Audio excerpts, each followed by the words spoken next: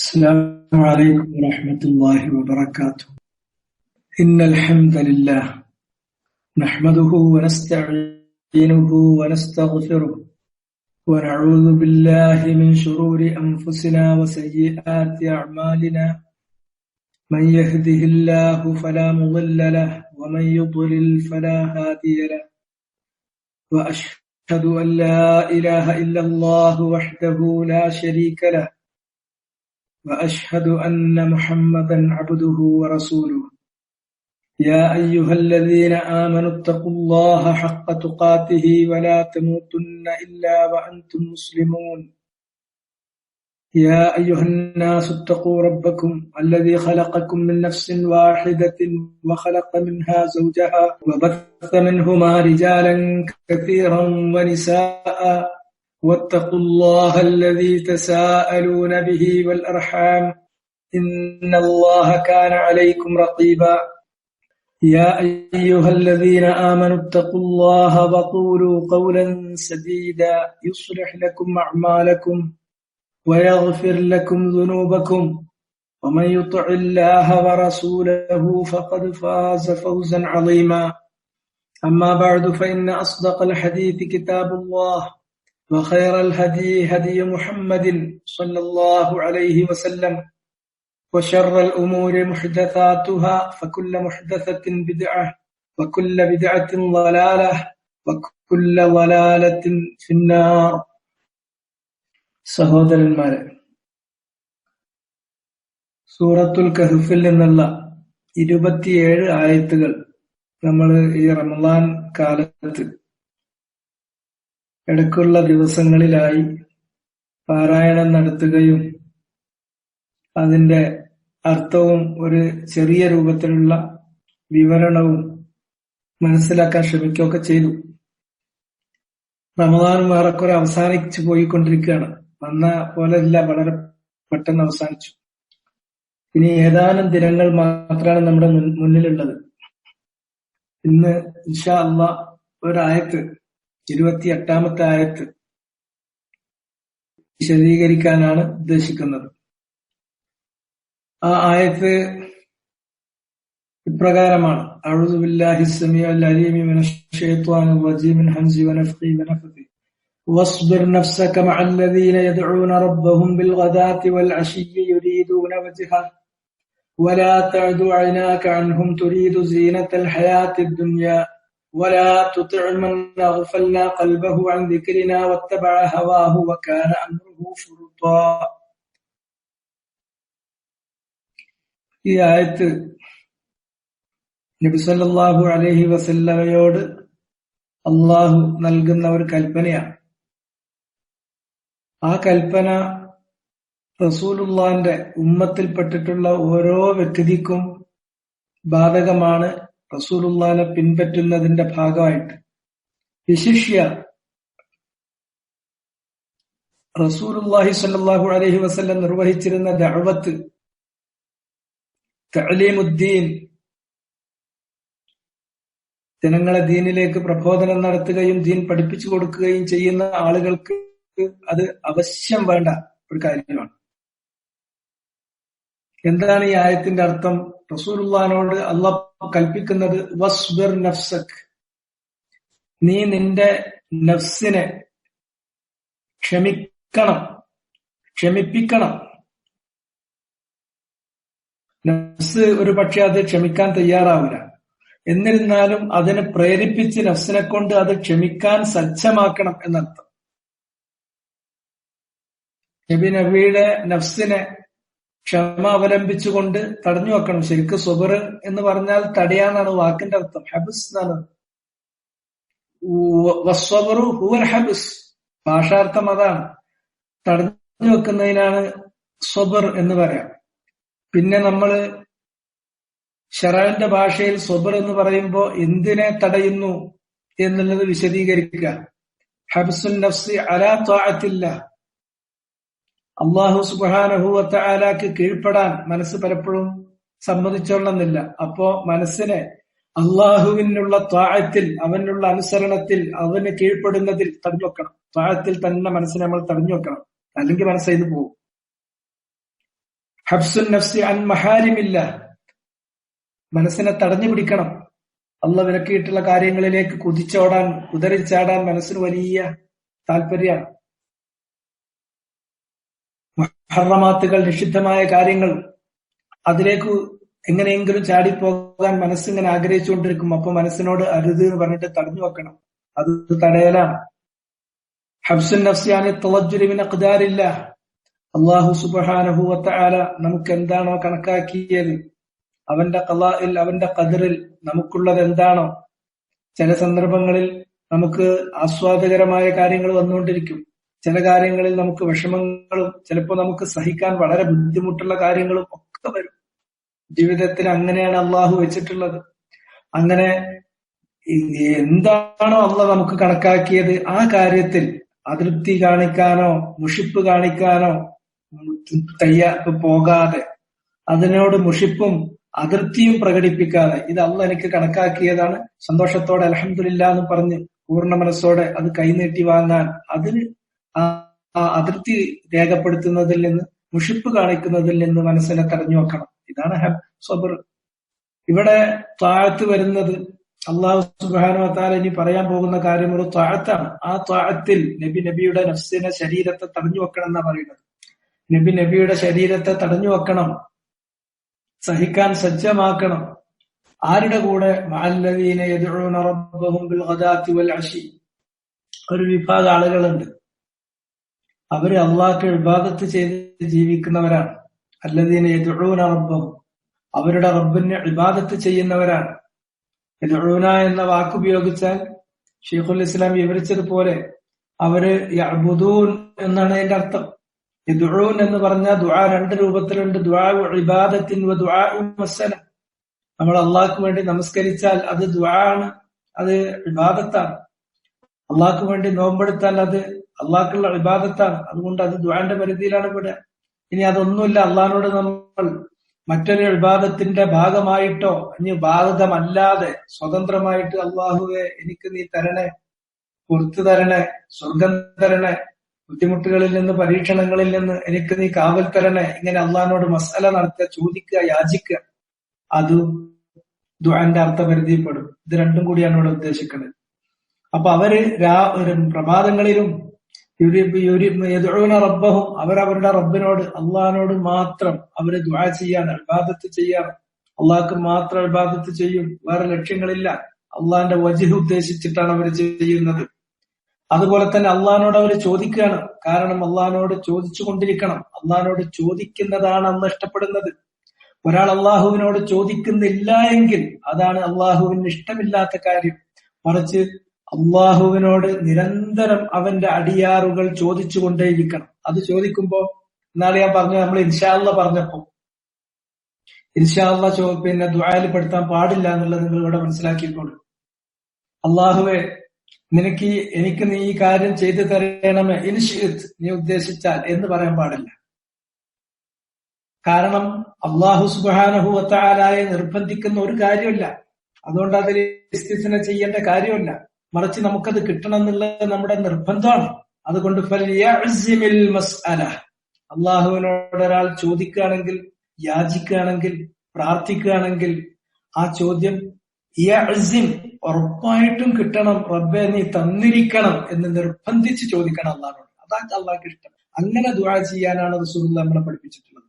അത് എത്ര കണ്ട് ചോദിക്കുന്നോ അത്രത്തോളം അള്ളാഹ്ക്ക് നമ്മോട് ഇഷ്ടം കൂടാ ചെയ്യാം. അള്ളാഹു നമ്മളും തമ്മിലുള്ള അടുപ്പം വർദ്ധിക്കുകയേ ചെയ്യുള്ളൂ.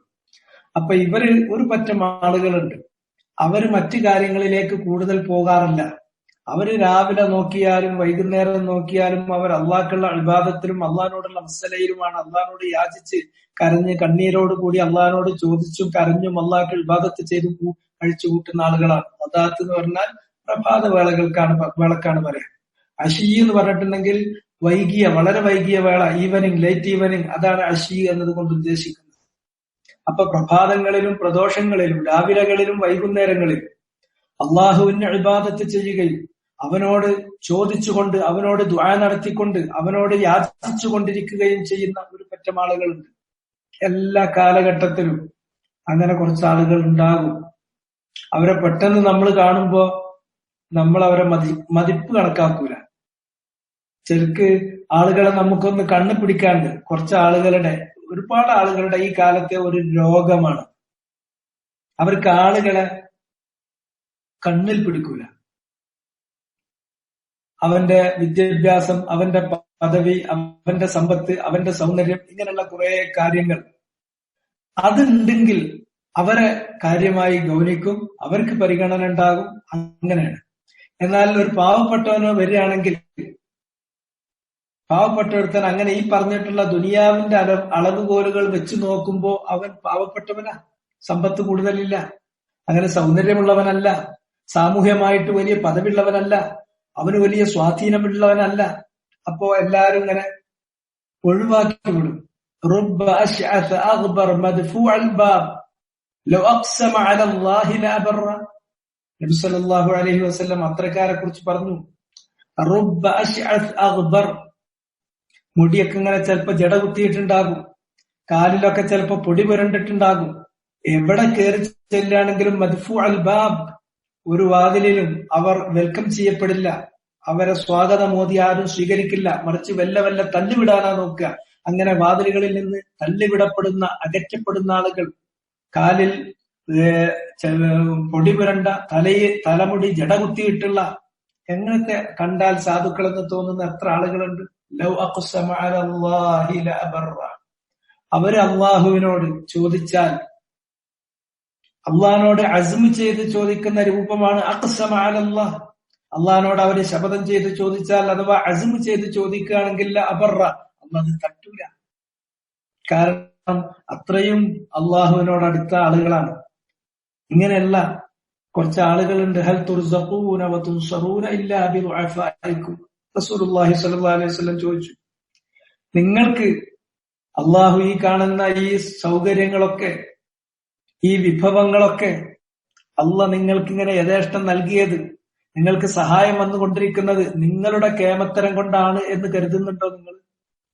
അള്ളാഹു മഴ വർഷിപ്പിക്കുന്നത്, ഇവിടെ സൗകര്യങ്ങൾ ഒരുക്കുന്നത്, ഇവിടെ പലതും തരുന്നത് അള്ളാന്റെ അടിയാറുകളിൽപ്പെട്ട ഇങ്ങനത്തെ കുറച്ച് വാഫാക്കളുണ്ട്. അവര് കാരണത്താലാണ്.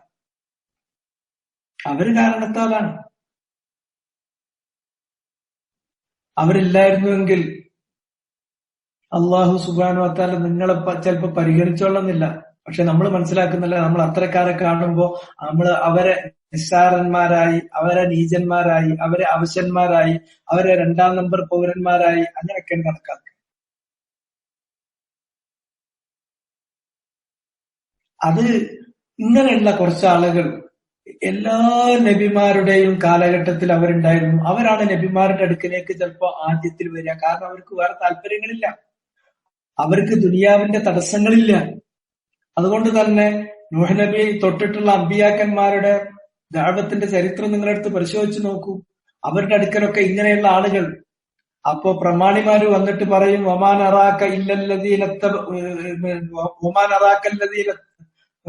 താങ്കളെ പിൻപറ്റുന്ന ആളുകളെ ഞങ്ങൾ കാണുന്നത് ഇല്ലല്ലദീനഹും അറാദിലുനാ ബാദിയർ റഅയ്, ഞങ്ങളുടെ കൂട്ടത്തിലെ അറാദിൽ ഏഴാങ്കൂലികളാണ്.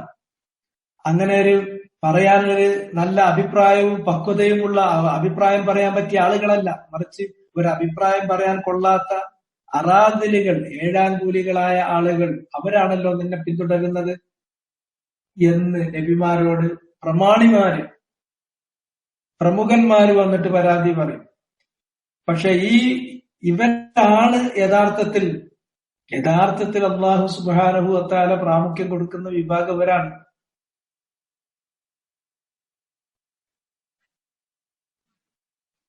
അവരില്ലായിരുന്നെങ്കിൽ, ഇങ്ങനെ റുകൂഇലും സുജൂദിലും കഴിച്ചു കൂട്ടുന്ന ഇത്തരക്കാരായ കുറച്ച് ആളുകൾ ഇല്ലായിരുന്നുവെങ്കിൽ എന്ത് സംഭവിക്കും? സുബ്ബ അലൈക്കുമുൽ അദാബുൽ ഔജഉ.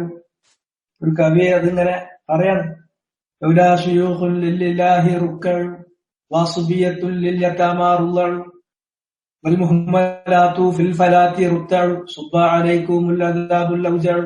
അല്ലാഹുക്ക് സുജൂദും റുകൂഉം ചെയ്ത് കഴിച്ചു കൂട്ടുന്ന കുറെ വയസ്സന്മാര്, വയോധികന്മാരായ ആളുകളില്ലായിരുന്നുവെങ്കിൽ, അതുപോലെ തന്നെ മുല കുടിച്ചുകൊണ്ടിരിക്കുന്ന കുറച്ച് ചെറിയ കുഞ്ഞു പൈതങ്ങളില്ലായിരുന്നുവെങ്കിൽ, അതുപോലെ തന്നെ മരുഭൂമിയിൽ അശ്രദ്ധമായി അലഞ്ഞ് തിന്മേഞ്ഞ് നടന്നുകൊണ്ടിരിക്കുന്ന കാലുകളില്ലായിരുന്നുവെങ്കിൽ സുബ്ബ അലൈക്കുമുൽ അദാബുൽ ലൗജഉ, അള്ളാന്റെ ശിക്ഷ എന്ന് ഇറങ്ങി എന്ന് ചോദിച്ചാൽ മതി. വേദനിപ്പിക്കുന്ന ശിക്ഷ എന്ന് ഇറങ്ങി. അപ്പൊ ഇങ്ങനത്തെ ഒരു വിഭാഗം എല്ലാ നബിമാരുടെയും കാലത്തുണ്ടായിട്ടുണ്ട്. നബി സല്ലല്ലാഹു അലൈഹി വസല്ലം ദഅവത്ത് തുടങ്ങുമ്പോഴും ഇങ്ങനെയുള്ള ദുഅഫാക്കൾ എന്ന് മറ്റുള്ളവർ മുദ്ര കുത്തുന്ന ഈ ഒരു വിഭാഗം ഉണ്ടായിട്ടുണ്ട്. ബിലാലും അമ്മാറും യാസിറും ഹബ്ബാബും ഇങ്ങനെ തുടങ്ങിയിട്ട് ഈ ആളുകൾ. പക്ഷെ ഇവരെ കാണുമ്പോ ഖുറൈശി പ്രകൃതികൾക്ക് അവർക്ക് അഹങ്കാരം അതിങ്ങട്ട് ജര മൂത്തിട്ട് ആ അഹങ്കാരം ഉണ്ടല്ലോ അതിങ്ങട്ട് തിളച്ച് മറിയും. എന്നിട്ട് നബി സല്ലല്ലാഹു അലൈഹി വസല്ലമയോട് പറയുന്നു, എന്റെ സദസ്സിലേക്ക് ഞങ്ങളില്ല, നിന്റെ ഒപ്പം വന്നിരിക്കാൻ ഞങ്ങളില്ല. കാരണം ഞങ്ങളൊന്നും ഒരു സദസ്സിൽ കൂടെ ഇരുത്താത്ത ഏഴാൻപുലികളാണല്ലോ നിന്റെ ചുറ്റുള്ളത്. അവരെ നിനക്ക് ഒഴിവാക്കാമെങ്കിൽ ഞങ്ങൾ വരാൻ പറയും. ഒരു ഒഴിവാക്കിയാലും വരാൻ വേണ്ടിയിട്ടൊന്നുമല്ല, പക്ഷെ എന്നാലും ഒരു ന്യായം പറയാൻ, തൊള്ളക്ക് ന്യായം പറയാൻ വേണ്ടി പറയുന്ന ഒരു കാര്യമാണ്. അപ്പൊ അള്ളാഹു സുബ്ഹാനഹു വ തആല പറഞ്ഞു, അവര് വന്നില്ല, അത് വേറെ കാര്യം. നബിയെ, രാവിലകളിലും വൈകുന്നേരങ്ങളിലും അള്ളാഹുവിനോട് ദുആ നടത്തിക്കൊണ്ട് അള്ളാഹ്ക്ക് ഇബാദത്ത് ചെയ്ത് കഴിച്ചു കൂട്ടുന്ന ആളുകൾ, അവരുടെ കൂടെ ഇരിക്കാൻ താങ്കൾ താങ്കളുടെ നഫ്സിനെ സജ്ജമാക്കണം. അവര് യുരീദൂന വജ്ഹഹു, അവർക്ക് വേറെ ലക്ഷ്യങ്ങളില്ല. അവർക്ക് വല്ല മരണപ്പെടുമ്പോ ഈമാനിലും തൗബയിലും മരിച്ചു പോകണം, ഖബറിലും പരലോകത്തും ശിക്ഷ കിട്ടരുത്, നേരെ അവർക്ക് സ്വർഗത്തിലേക്ക് പോകണം. സ്വർഗത്തിൽ വെച്ചിട്ട് അവസാനം അവർക്ക് അവരുടെ ഖാലിഖും മാലിക്കും മുദബ്ബിറുമായ അവരുടെ റബ്ബിനെ കാണണം, അള്ളാന്റെ വജ്ഹ് കാണണം. അള്ളാന്റെ വജ്ഹ് ഉദ്ദേശിച്ച് പ്രവർത്തിക്കുന്ന നിഷ്കളങ്കരായിട്ടുള്ള ആളുകൾ, അവരുടെ കൂടെ അവരാര് പറഞ്ഞാലും അവരെ തട്ടിമാറ്റാൻ പറ്റില്ല. അവരുടെ കൂടെ ഇരിക്കുന്നത് ദോഷമാണെന്ന് കരുതാൻ പറ്റില്ല. അവരുടെ കൂടെ ഇരിക്കുന്നതാണ് ഗുണം. അവരെ സ്നേഹിക്കാൻ കഴിയാന്നുള്ളത് വലിയൊരു കാര്യമാണ്. അവരുടെ കൂടെ നമ്മൾ നമ്മുടെ നഫ്സിനെ നമ്മൾ ക്ഷമിക്കാൻ, അവരുടെ കൂടെ തടഞ്ഞു വെക്കാൻ നമ്മുടെ മനസ്സിനെ നമ്മൾ പാകപ്പെടുത്തണം എന്നുള്ളത്, അത് ഈ ദുനിയാവിന്റെ ദുരമൂത്ത അഹങ്കാരികൾക്ക് ഇത് പറയുമ്പോ കേൾക്കാൻ പറ്റുമായിരിക്കും. പക്ഷെ ഉള്ളിൽ ചില ആൾക്കാർക്ക് ഉണ്ടാവും, എങ്ങനെയാ അത് ഉപദേശമൊക്കെ തർക്കമില്ല, പക്ഷെ അവരെ പ്രയോഗത്തിൽ അത് കൊണ്ടുവരാൻ അവർക്ക് തോന്നൂല. മറിച്ച് ഈമാനുള്ള ഒരാളാണെങ്കിൽ അവൻ സ്നേഹിക്കുന്നത് അള്ളാഹ്ക്ക് വേണ്ടിയാണ്. അപ്പൊ അവന്റെ ചുർക്കല്ല, അവന്റെ പൈസയല്ല, അവന്റെ സ്വാധീനമല്ല, അവന്റെ സാമൂഹ്യ പദവിയല്ല, അവന്റെ അധികാരമല്ല, ഒന്നുമല്ല. ഇത്തരക്കാരെ സ്നേഹിക്കാൻ പറ്റണം. അത് അള്ളാഹ്ക്ക് വേണ്ടിയുള്ള സ്നേഹമാണ്. എന്നിട്ട് പറഞ്ഞു, വലാ തഅദു അയ്നാക അൻഹും, അവരെ വിട്ട് നിന്റെ കണ്ണ് മറ്റുള്ളവരിലേക്ക് പായാൻ, മറ്റുള്ളവരിലേക്ക് നിന്റെ കണ്ണ് എറിയാൻ ഇടവരരുത്. അതായത് പറഞ്ഞാൽ വിട്ടുകിടക്കരുത് എന്ന്. ആര് വിട്ടുകിടക്കരുത്? നിന്റെ രണ്ട് കണ്ണുകളും വിട്ടു കിടക്കരുത്. അൻഹും, അവരെ വിട്ടിട്ട് പൊലിമകളിലേക്ക്, ആ പദവിയുള്ള ആള്, ഈ പദവിയുള്ള ആള്, അങ്ങനത്തെ മഹത്തരമുള്ള ആള്, ദുനിയാവിന്റെ അളവുകോല് വെച്ചുകൊണ്ട് വലിയ വലിയ ഗംഭീരന്മാര് മഹാന്മാര് എന്ന് പറയുന്ന അവരിലേക്ക്. ഇത് പറയുമ്പോ ദുനിയാവിൽ എന്തെങ്കിലും അള്ളാഹ് സൗകര്യം കൊടുത്താൽ അയാളോട് വെറുതെ അനാവശ്യമായിട്ട് അസൂയ വെച്ച് പുലർത്താം എന്ന് ഒരിക്കലും ഒരാൾ ഇതിന്റെ വിപരീത അർത്ഥം പിടിക്കരുത് കേട്ടോ. അങ്ങനെ ഒരു ഉദ്ദേശം അതിലില്ല. അള്ളാന്റെ മുന്നിൽ പൈസ ഉള്ളവരും പൈസ ഇല്ലാത്തവരും സമമാണ്, വെളുത്തവരും കറുത്തവരും സമമാണ്, ആണും പെണ്ണും സമമാണ്, ഉള്ളവനും ഇല്ലാത്തവനും സമമാണ്. അള്ളാന്റെ മുന്നിൽ ഏറ്റവും മാന്യം എന്ന് പറഞ്ഞാൽ ഇന്ന അക്രമക്കും എന്തുള്ളാഹി അത്തഖാക്കും. പൈസ ഉള്ളവന് ആ പൈസയിൽ അള്ളാഹെ സൂക്ഷിച്ചിട്ടുണ്ടെങ്കിൽ നമ്മൾ അതിന് ഒരു കുനിഷ്ടും കാണിക്കാൻ പാടില്ല. അത് അയാള് ആ പൈസ കാണുന്നത് ഇത് ലില്ലാഹി ഫീ യദി, അള്ളാന്റേതാണ് സ്വത്ത്, എന്റെ കയ്യിൽ, എന്നെ അതിന്റെ കസ്റ്റോഡിയൻ ആക്കി വെച്ചു, അള്ള കൊടുക്കാൻ പറഞ്ഞാൽ കൊടുത്തു, അള്ളനോട് എടുത്തോളാൻ പറഞ്ഞ അത്രേ ഞാൻ എടുത്തു, അത്രേ ഉള്ളൂ. അയാൾ അതിൽ അള്ളാനെ സൂക്ഷിക്കുന്നു. അതുകൊണ്ട് അയാൾ അയാൾ പരലോകത്ത് വേണ്ട കാര്യങ്ങൾ ചെയ്യുന്നു. അങ്ങനെയുള്ള ഒരാളെ കുറിച്ച് മോശം കരുതാനും ഒരിക്കലും പാടില്ല. പക്ഷെ ഇങ്ങനെ സ്വത്തും അതുപോലെയുള്ള ദുനിയാവിന്റെ സൗകര്യങ്ങളും ഉണ്ടായി അത് അള്ള കൊടുക്കുന്നതാണ്. അതിന്റെ പേരിൽ ഒരു അസൂയ പുലർത്താനോ അല്ലെങ്കിൽ അത്രക്കാരോട് ഒരു വിദ്വേഷം വെച്ച് പുലർത്താനോ അങ്ങനെയൊക്കെ ഒരു മനോഭാവമുണ്ട്. ഈ പ്രത്യേകിച്ച് എന്താന്ന് ചോദിച്ചിട്ടുണ്ടെങ്കിൽ ഈ ഇടതുപക്ഷ തത്വചിന്ത വന്നതിന് ശേഷം എന്തെങ്കിലുമൊക്കെ ഉള്ള ആൾക്കാരെ കണ്ടുകൂടാ, അവരെ നേരെ കല്ലെറിയണം എന്നുള്ളൊരു അതൊരു വേറൊരു ഒരു മനഃശാസ്ത്രമാണ്. അങ്ങനത്തെ ഒരു പ്രത്യേക മനഃശാസ്ത്രമോ അല്ലെങ്കിൽ മനോനിലയൊന്നും ഇസ്ലാം വളർത്തിയെടുക്കുന്നില്ല. അവനുണ്ടെങ്കിൽ എനിക്കും ഉണ്ട്, അവനെന്നെ സഹായിക്കും. അതുകൊണ്ട് അവനോട് സ്നേഹം ഉണ്ടാവേണ്ടുള്ളൂ. പക്ഷെ അവനോട് നമ്മൾ സ്നേഹിക്കുന്ന ഏതിന്റെ പേരില? അള്ളാന്റെ പേരിൽ സ്നേഹിക്കുന്നു, അവന്റെ സ്വത്ത് നോക്കിയിട്ടല്ല. സ്വത്ത് അല്ലെങ്കിൽ അധികാരം അല്ലെങ്കിൽ സ്വാധീനം അല്ലെങ്കിൽ ഭംഗി ഇതൊക്കെ ഇന്നുണ്ട്, നാളെ പോകും. അല്ലെങ്കിൽ ഇന്ന് ഇല്ലെങ്കിൽ പിന്നെ നമുക്ക് നാളെ കിട്ടി തരും, മറ്റന്നാൾ പോയി തരും, പിന്നെയും തരും. ഇത് അത്രയേ ഉള്ളൂ. അതാണ് നിനക്ക് കണ്ടാൽ മാത്രം മതി. ഏതാണെങ്കിലും തുരീദു സീനത്തുൽ ഹയാത്തി ദുനിയ, ഇവരിൽ നിന്ന് നിന്റെ കണ്ണിനെ അവരിൽ നിന്ന് വിട്ടിട്ട് വേറുള്ളതിലേക്ക്, പൊലിമയിലേക്ക് നിന്റെ കണ്ണ് നീ പായിക്കരുത്. തുരീദു, നീ ഉദ്ദേശിക്കുന്നു സീനത്തുൽ ഹയാത്തി ദുനിയ, ഐഹിക ജീവിതത്തിന്റെ അലങ്കാരത്തെ. ഐഹിക ജീവിതം എന്ന് പറഞ്ഞാല് കാണാൻ ഭയങ്കര ഭംഗിയുള്ള കാര്യമാണ്. ഹുബ്ബു ഷഹവാത്ത്, അത് മനസ്സ് വല്ലാതെ ആഗ്രഹിച്ചു പോകുന്ന കാര്യങ്ങളാണ്. നിസ, നല്ല ഭംഗിയുള്ള സുന്ദരിമാരായ സ്ത്രീകൾ, വൽ ബനീൻ, നല്ല ചുങ്കന്മാരായ കുട്ടികൾ, ചെക്കന്മാര്, മുഖന്തറത്തി മിനദ്ദഹബി വൽ ഫിദ്ദ, അതുപോലെ കുമിഞ്ഞു കൂട്ടിയിരിക്കുന്ന സ്വർണം, വെള്ളി, അങ്ങനെയുള്ള വളരെ പ്രീഷ്യസ് ആയിട്ടുള്ള വില പിടിച്ചിട്ടുള്ള ലോഹങ്ങളും അതുപോലെ തന്നെ നാണയങ്ങളും, മുസവ്വമ, അതുപോലെ തന്നെ നല്ല ലക്ഷണമൊത്ത കുതിരകൾ, നല്ല നല്ല വാഹനങ്ങൾ, ലക്ഷണമൊത്ത കുതിരകൾ, വല്ലനാം, അതുപോലെ തന്നെ കാലി സമ്പത്ത്, വൽ ഹറസ്, അതുപോലെ തന്നെ നോക്കി നിന്ന് പോകുന്ന കൃഷി, ഇതൊക്കെ വല്ലാത്തൊരു അലങ്കാരമാണ്. ഇതിനൊക്കെ ഒരു വല്ലാത്ത കണ്ണാണ് അള്ളാഹു മനുഷ്യന് തന്നിട്ടുള്ളത്. പക്ഷെ അതിലേക്ക് നോക്കി ഈ പാപങ്ങളെ വിട്ടിട്ട് അതിലേക്ക് നോക്കാൻ പോകരുത്. ആ പറഞ്ഞതൊക്കെ എന്ന് പറഞ്ഞാൽ മതാഉൽ ഹയാത്തി ദുനിയ, ഐഹിക ജീവിതത്തിന്റെ ചില ചരക്കുകൾ മാത്രമാണ്. ഐഹിക ജീവിതത്തിന്റെ ഇത്തരം വിഭവങ്ങൾ എന്ന് പറഞ്ഞാൽ മതാഉൽ ഖുറൂർ, അത് വഞ്ചനാത്മകമാണ്. അതിന് നിലനിൽപ്പുള്ളതല്ല, അത് ശാശ്വതമല്ല. ഇന്ന് നിങ്ങളുടെ കയ്യിലുണ്ടെങ്കിൽ നാളെ നിങ്ങളെ കയ്യിലുണ്ടാകുമെന്ന് കരുതണ്ട. ഒരുപക്ഷെ ഇത് നിങ്ങൾക്ക് കിട്ടിയാലും അത് അനുഭവിക്കാനുള്ള തൗഫീഖ് അല്ലാഹു നൽകിക്കൊള്ളുന്നില്ല. അങ്ങനത്തെ ഒരു സംഗതിയാണ്. പക്ഷെ ഇത്തരം കാര്യങ്ങൾക്ക് ഒരു വല്ലാത്ത ഒരു മോഹം, ഒരു വല്ലാത്തൊരു വശ്യത, ഒരു വല്ലാത്ത അതിലേക്കുള്ള ഒരു പ്രത്യേക കണ്ണ് അള്ളാഹു മനുഷ്യന് വെച്ച് തന്നെ തന്നെയാണ്. പക്ഷേ ഒരു മുഅ്മിനായ മനുഷ്യൻ അതിനൊന്ന് അതങ്ങനെ ഉണ്ട്, ശരി, ഉണ്ടെങ്കിൽ അതിനെ നമ്മൾ നിയന്ത്രിക്കണം. നിയന്ത്രിച്ചിട്ട് അതിൽ നമുക്ക് അള്ളാഹു ഹലാലാക്കിയത് അത് നമ്മൾ അനുഭവിക്കുന്നു, യാതൊരു സംശയമില്ല. ഹലാലാക്കിയത് ഇത്തരം നല്ല കാര്യങ്ങൾ അത് നമുക്ക് ഹലാലാക്കിയ അളവോളം നമുക്ക് എടുക്കാം, കൊടുക്കാൻ പറഞ്ഞവർക്ക് കൊടുക്കാം.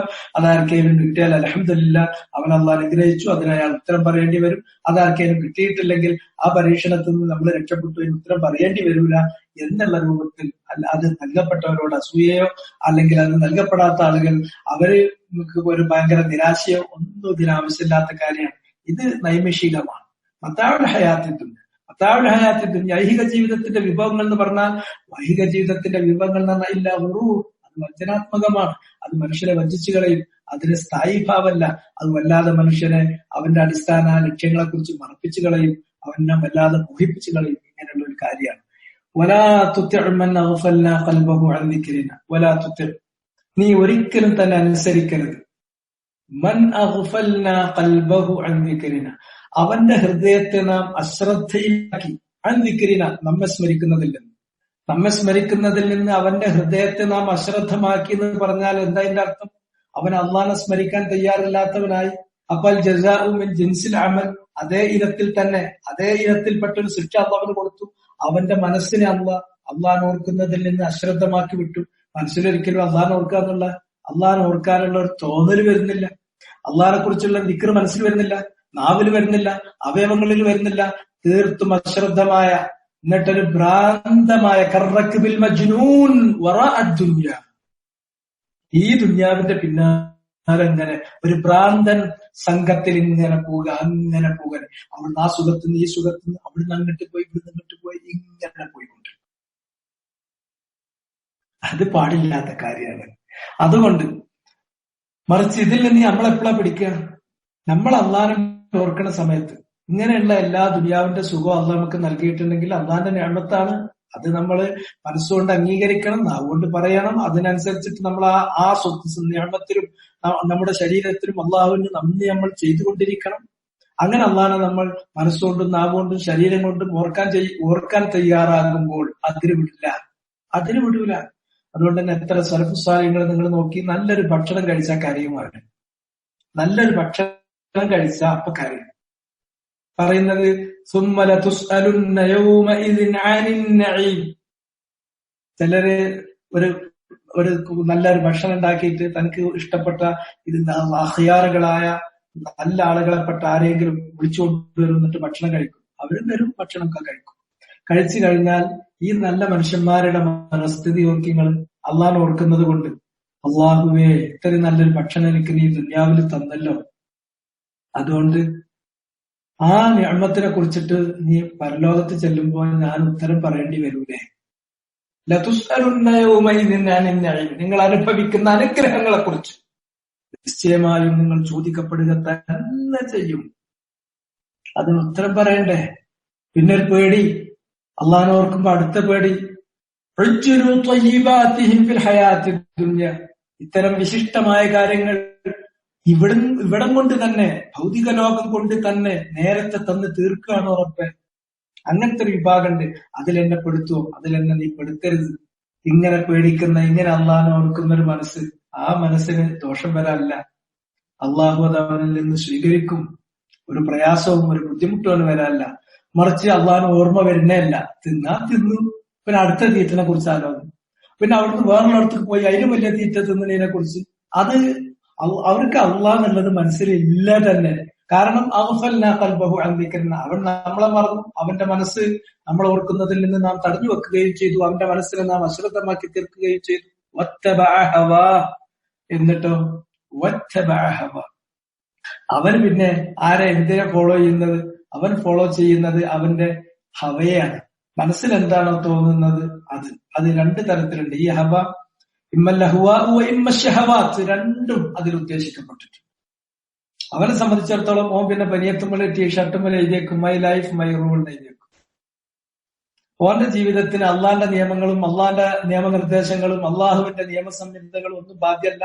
എന്റെ ജീവിതത്തിന് എന്റെ നിയമം, അത് അഹ്വാ അതിലേക്ക് പോയി. പിന്നെ അവരോട് സുഖിക്കണം, കൂത്താടണം, സുഖിച്ച് എത്ര സുഖിച്ചാലും മതി വരാത്ത ഒരു സുഖിക്കൽ പരിപാടികൾ, ഷഹവാത്ത്, ഇത് രണ്ടും ഈ ഹവയിലൂടെ ഉദ്ദേശിക്കുന്നു. അവൻ ഫോളോ ചെയ്യുന്ന ഇത് രണ്ടിനെയാണ്. അള്ളാന്റെ നിയമത്തെ ഫോളോ ചെയ്യുന്ന, അള്ളാന്റെ നിയമനിർദ്ദേശം ഫോളോ ചെയ്യുന്നതിന് പകരം എന്താണോ അവന്റെ മനസ്സിൽ നല്ലത് എന്ന് തോന്നുന്നത്, അവൻ എന്താണോ ചെയ്യുന്നത് ഹിതകരമായി തോന്നുന്നത്, ആ ഹവ പിന്തുടർന്ന് അവന്റെ മനസ്സ് അവനോട് നന്നു പൊയ്ക്കോ എന്ന് പറഞ്ഞിട്ട് പിന്നാലെ. അതുപോലെ തന്നെ എന്തെല്ലാം തരത്തിലുള്ള ആസ്വാദനങ്ങളും താന്തോന്നിത്തങ്ങളും അവന് ചെയ്യാനാണോ ഷഹവാത്തുകൾ, ഇങ്ങനെയുള്ള ദേഹേച്ഛകൾ അവനെ നിർബന്ധിക്കുന്നത്, അതിന്റെ പിന്നാലെ മുഴുകി നടക്കുകയും ചെയ്യും. അവന്റെ കാര്യം ഫുറുത്തായി, അതിര് വിട്ടു, എല്ലാം പാഴാക്കി കളഞ്ഞു. അവൻ മിതത്വം കാണിച്ചില്ല. ഫുറുത്തിന്റെ ഒരർത്ഥം അതാണ്, ഇസ്രാഫാണ്. രണ്ടാമത് തദ്യീർ, അവനെല്ലാം അവന് അതിമനോഹരമായ ഒരു ജീവിതം കൈ കൊടുത്തിട്ട് പരലോകം നേടാൻ കുറഞ്ഞ കാലം മതി, കുറഞ്ഞ കാലം നീ ഒന്ന് നിയന്ത്രിച്ചു നിന്നോ എന്ന് പറഞ്ഞിട്ട് അവൻ തയ്യാറായില്ല. അവൻ അത് കളഞ്ഞു കുളിച്ചു, അതിന് വിടുകയും കളഞ്ഞു കുളിക്കുകയും ചെയ്തവനായി തീർന്നു. ഇതാണ് അവന്റെ അവസ്ഥ. ഇത് ആയത്തിറങ്ങാനൊരു പശ്ചാത്തലമുണ്ട്. ഞാൻ നേരത്തെ പറഞ്ഞതുപോലെ നബി സല്ലല്ലാഹു അലൈഹി വസല്ലം ദഅവത്ത് തുടങ്ങിയപ്പോൾ അത് സ്വീകരിച്ച് മുന്നോട്ട് വന്നിട്ടുള്ള പാവങ്ങളായ കുറെ ആളുകൾ ഉണ്ടായിരുന്നു. ചിലർ അടിമകളായിരുന്നു, ചിലർ അടിമകളല്ല, സമൂഹത്തിലെ പാവങ്ങൾ തന്നെയായിരുന്നു. ഇങ്ങനെയുണ്ടായിരുന്ന ആളുകൾ, അവർക്ക് വേറെ താല്പര്യങ്ങളില്ല, ദുനിയാവിന്റെ താല്പര്യങ്ങളില്ല.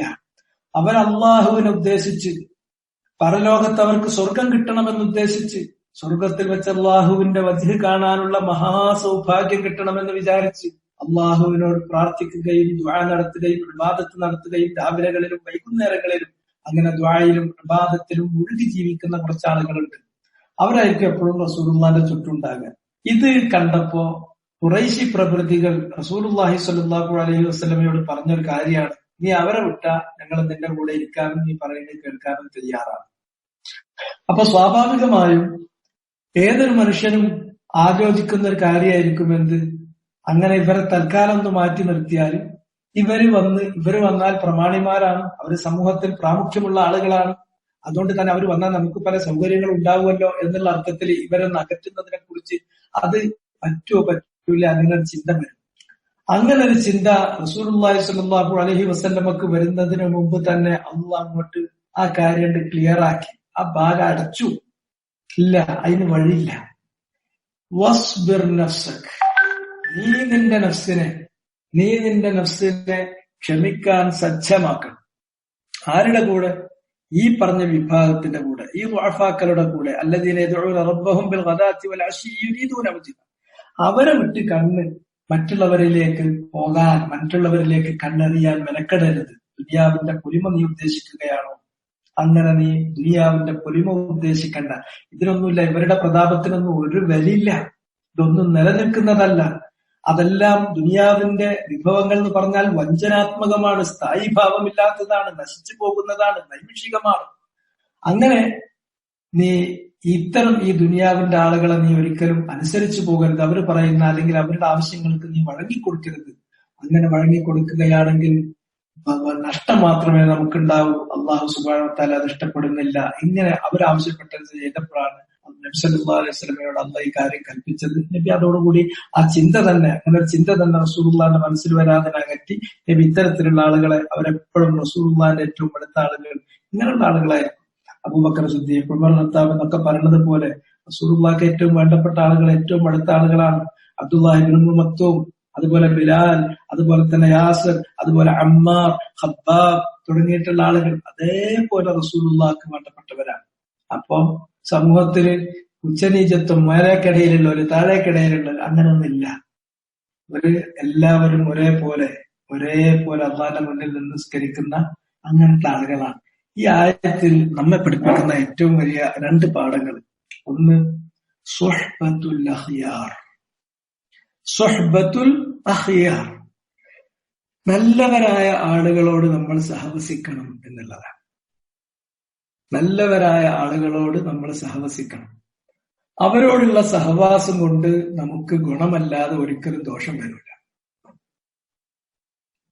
നബി സല്ലല്ലാഹു അലൈഹി വസല്ലമക്ക് വരെ അള്ളാഹു നൽകുന്ന കൽപ്പന, ഇത്തരം നല്ലവരായ ആളുകൾ, അവരുടെ കൂടെ നീ എപ്പോഴും നിന്റെ നഫ്സിനെ തടഞ്ഞു വെച്ച് അവരുടെ കൂടെ ഇരിക്കാൻ, അവരുടെ കൂടെ ആവാൻ നീ നിന്റെ മനസ്സിനെ സജ്ജമാക്കണം. അത് സുഹബത്തുൽ അഖ്യാർ. വളരെ വലിയ അൽമർഉ ഫീ ദീനി ഖലീലിഹി, ഒരു മനുഷ്യൻ എന്ന് പറഞ്ഞാൽ തന്റെ കൂട്ടാളി ആരാണോ അയാളുടെ മതത്തിലാണ്. കാരണം ഈ അഖ്യാറിന്റെ കൂടെ കൂടിയാൽ നമുക്ക് ഖൈർ കിട്ടും. അത് ഹദീസിൽ വന്നിട്ടുള്ളത്, പിന്നെ ഈ യന്ത്രം ഉല കറക്കിയിട്ട് പിന്നെ ആയുധങ്ങൾ മൂർച്ച കൂട്ടുന്നവര് ഒരുത്തന്റെ അടുക്കൽ, ഒരു ബ്ലാക്ക് സ്മിത്തിന്റെ അടുക്കൽ നീ പോയി അവിടെ ഇങ്ങനെ നിൽക്കുകയാണെങ്കിൽ അതിന്റെ ഗുണം ഉണ്ടാവുക. കാരണം അതിൽ തന്നെ തീപ്പൊരി എല്ലാം നിന്റെ വസ്ത്രത്തിൽ വന്നിട്ട് ഓട്ട കുത്തും. നേരെ മറിച്ച് സുഗന്ധദ്രവ്യം വിൽക്കുന്ന ഒരാളുടെ അടുക്കലാണ് നീ പോയിരിക്കുന്നതെങ്കിൽ നിന്റെ ശരീരത്തിലും എന്തുണ്ടാകും? ആ സുഗന്ധദ്രവ്യമൊക്കെ കുറച്ചുണ്ടാവും. പുറത്തിറങ്ങിയാൽ നല്ല മണം കിട്ടും.